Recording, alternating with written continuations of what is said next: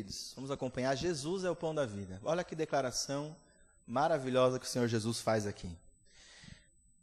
No versículo 48 ele diz o quê? Eu sou o pão da vida.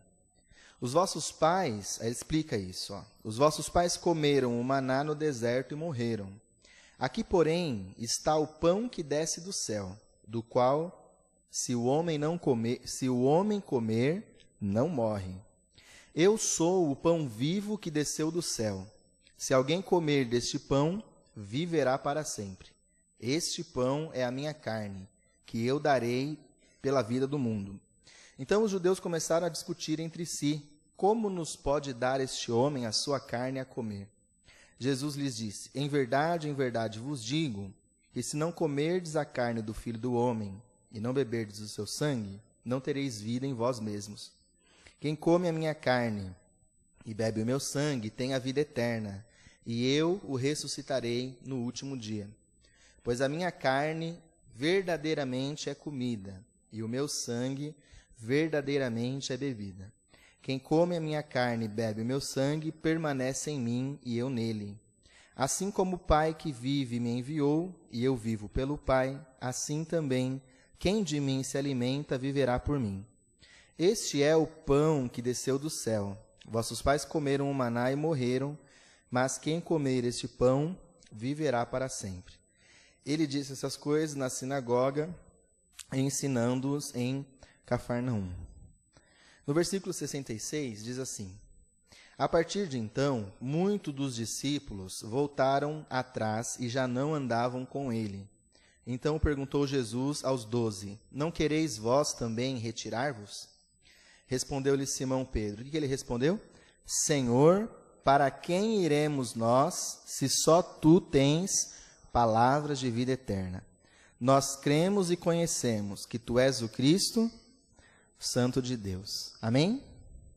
Essa declaração do Senhor Jesus, ela é uma das que revelam a natureza e o caráter da obra que o Senhor Jesus veio fazer entre nós. Quando ele diz, eu sou o pão da vida, ele está se referindo ao alimento espiritual que ele representava, entregando a sua vida por nós, em nosso lugar, em nosso favor. E essa referência ao pão é porque, na verdade, o pão ele era o principal dos alimentos do povo daquela época. Culturalmente, o pão sempre foi um alimento importante. E era do que eles mais se alimentavam, era do pão. E Jesus faz uma comparação aqui entre o pão que ele representava, que na verdade para nós hoje é a palavra, e o pão que o povo de Israel comeu, que para os judeus que tinham a lei, era um sinal muito importante acerca do cuidado de Deus sobre Israel. E pediram para Jesus um sinal, para que crescem nele. Pediram para Jesus que ele fizesse algo que os levasse a olhar aquilo e se admirar de tal forma que então eles pudessem crer. Quer dizer, eles estavam buscando um motivo para crer em Jesus. E a resposta de Jesus para eles foi essa, olha, eu sou o pão da vida. Quando Jesus, em João capítulo 6, aqui no versículo 1, ele está junto com alguns dos seus discípulos, ensinando, o versículo 1 em diante, fala que ele multiplicou os pães. No versículo 23, ainda aqui do capítulo 6, vai dizer então sobre a necessidade que eles tinham de continuar se alimentando daquilo. Então, leia comigo. Então, outros barcos chegaram de Tiberíades, perto do lugar em que comeram o pão, tendo o Senhor dado graças. Então, está falando aqui do momento da multiplicação. Percebendo a multidão, versículo 24, que Jesus não estava ali, nem os seus discípulos, tomaram os barcos e foram para Cafarnaum à procura de Jesus. Encontrando-o no outro lado do mar, perguntaram-lhe, mestre, quando é que chegaste aqui?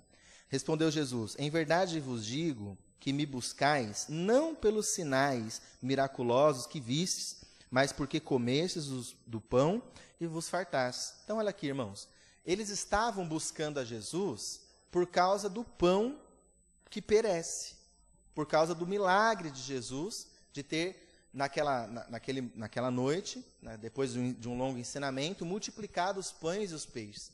Então, no dia seguinte, eles foram até onde Jesus estava novamente para que eles pudessem se alimentar do pão. E Jesus, quando percebe o intento do coração deles, fala, olha, vocês estão me buscando aqui, não é pelo milagre da multiplicação, mas é pelo pão. Então, quando eles vêm e pedem para Jesus mais um sinal, na verdade, Jesus percebe que ele estava lidando com um povo sem fé. Porque não bastou para eles verem o milagre da multiplicação, mas eles continuavam querendo ainda mais sinais para que eles crescem, para que eles recebessem Jesus como aquele que tinha sido enviado por Deus para trazer ao povo libertação.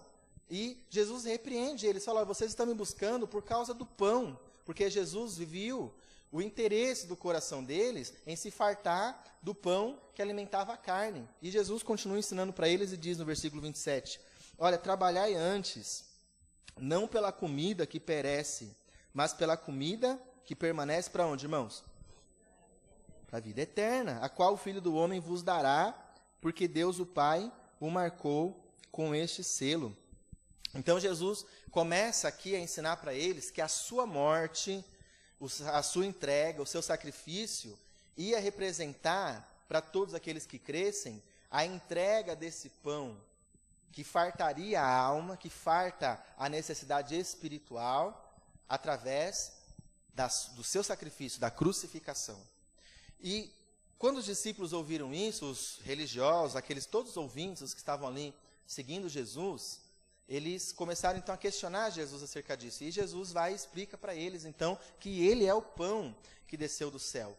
O que isso significava? Que Jesus não veio exatamente para fartar as pessoas das suas necessidades terrenas e físicas apenas. Jesus estava explicando aqui que ele representava o pão que sacia a alma, o pão que desce do céu como um sinal de Deus para trazer para nós um alimento espiritual. E Jesus começa a incitá-los, olha, não trabalhem pelo pão que perece, mas trabalhem pelo pão que veio do céu, pelo pão que vem de Deus. E a gente começa a perceber que evangelho Jesus nos convida a participar, irmãos. Que evangelho que o Senhor Jesus propõe para que nós sigamos. Que não é o evangelho das boas notícias, apenas do que Deus pode fazer para nós no plano material, no plano imediato, no plano do agora. É óbvio que você serve a Deus e que você espera que Deus também atente para a sua necessidade, para as coisas que você tem passado nesse momento, as necessidades imediatas. Não é? A pessoa que está desempregada, ora a Deus buscando que Deus abra uma porta de emprego. E é claro que tem que fazer isso. A pessoa que vive um problema familiar, ela ora para que Deus abençoe a família. A pessoa que tem um parente que não é convertido, ela ora para que Deus converta. A pessoa que tem uma enfermidade, ela ora buscando a cura.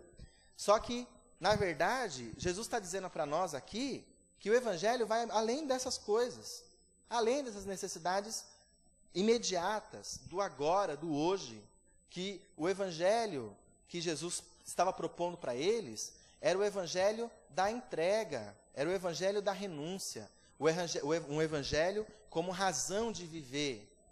E a gente tem percebido que nem todos compreenderam isso, porque quando Jesus ele explica que ele é o pão, que ele vai entregar a sua carne, que do seu corpo todos aqueles que participarem vão ter a vida eterna, muitos daqueles que ouviram essas palavras se retiraram. Não foi o que nós lemos aqui no versículo 66? Vamos ler de novo? A partir de então, muitos dos discípulos voltaram atrás e já não andavam mais com ele. E aí Jesus pergunta para os 12, né? Não quereis vós também retirar-vos? Então, quando Jesus explica sobre o que é as boas novas do reino de Deus, muitos dos discípulos, na verdade, não quiseram mais segui-lo, porque viram o quê? Que Jesus não ia mais multiplicar pães. Viram que Jesus não ia mais alimentá-los no sentido da necessidade do corpo, do ventre, de saciar a fome.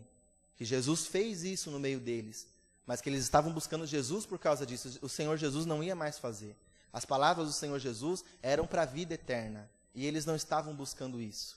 E aí alguns dos que ouviram Jesus falando que seguir o evangelho significava participar do seu corpo, não desejaram esse evangelho mais. Não quiseram mais seguir Jesus com essa proposta de vida eterna, com essa proposta de salvação.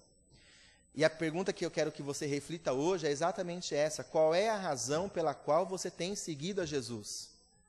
Jesus tinha dado uma demonstração já do que ele podia fazer para suprir as necessidades imediatas deles.